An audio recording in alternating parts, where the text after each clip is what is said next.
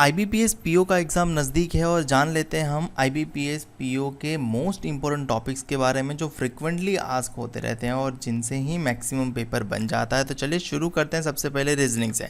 Reasoning में सबसे ज़्यादा इंपॉर्टेंट टॉपिक है पजल्स एंड सेटिंग अरेंजमेंट। आपको तकरीबन 20 से 22 मार्क में पूछा जाता है, तो आपको इसकी प्रैक्टिस डेली करनी चाहिए। दूसरा है सिलोग्स और इनइक्वालिटी।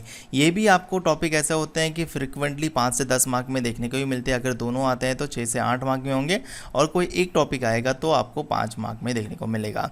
नेक्स्ट है ब्लड रिलेशन। जी हाँ, ब्लड रिलेशन आपको मैक्सिमम शिफ्ट में देखने को मिलेगा 2 से 3 मार्क में। और फिर होता है कोडिंग डिकोडिंग या फिर डिस्टेंस डायरेक्शन, वो भी आपको 2 से 3 मार्क में देखने को मिलेगा। और फिर वर्ड फॉर्मेशन और पेयर फाइंडिंग 1 मार्क में देखने को मिलेगा। अगर आप देखोगे तो इन टॉपिक से ही आपका max to max 30 to 33 marks का पेपर बन जाता है। रिमेनिंग 2 मार्क्स का कहीं और मिसलेनियस टॉपिक से आ सकता है। तो रीजनिंग में इन टॉपिक्स पे सबसे ज़्यादा प्रैक्टिस करें और सबसे ज़्यादा फोकस करें।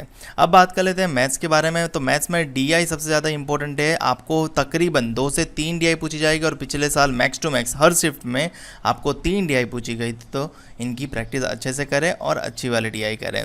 नेक्स्ट है सीरीज, क्वाड्रेटिक इक्वेशन और अप्रोक्सीमेशन। ये आपको 10 से 15 मार्क में देखने को मिलेंगे। यानी ये 3 में से कोई एक टॉपिक नहीं होगा, 2 टॉपिक होंगे।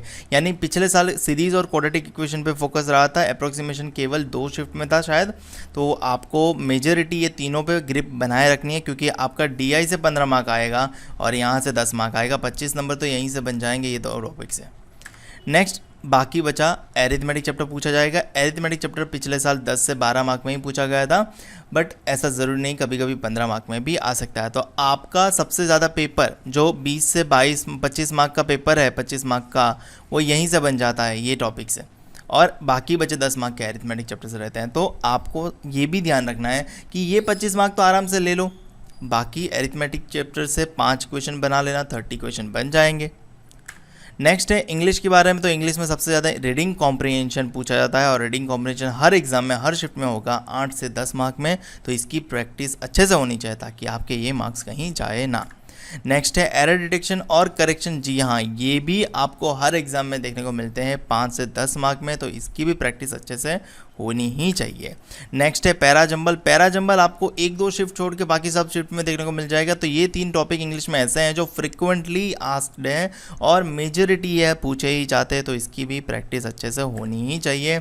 अब टॉपिक की बात करें तो क्लोज टेस्ट 5 नंबर में पूछा जाता है। वर्ड अरेंजमेंट या फिर स्वैप या फिर सब्स्टिट्यूशन पिछले साल काफ़ी पूछा गया था, ये 5 नंबर में। फिलर्स, फ्रेज रिप्लेसमेंट 3 नंबर में और मैच द कॉलम 3 से 5 मार्क में आपको पूछा जाने की संभावना रहती है।